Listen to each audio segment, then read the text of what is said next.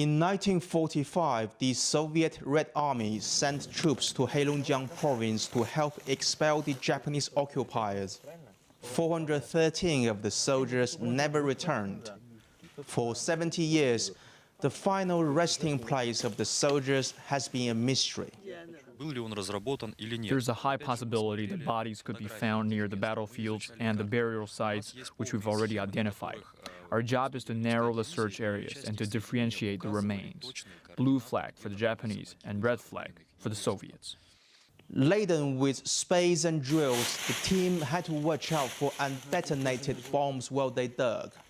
A 17-member Russian team will begin a more thorough search the day after the Red Square parade. There is still discussion, though, over whether the remains will be sent back to Russia or buried in a new cemetery in Heilongjiang. Weapons and personal belongings from that time are on display in museums across the province, reminding people just how costly the war could be.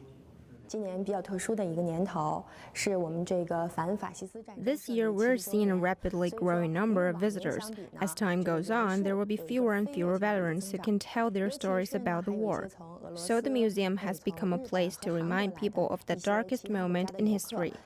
Great significance has been attached to the search for the remains of the 413 Soviet soldiers who were killed in fighting Japanese fascists during World War II.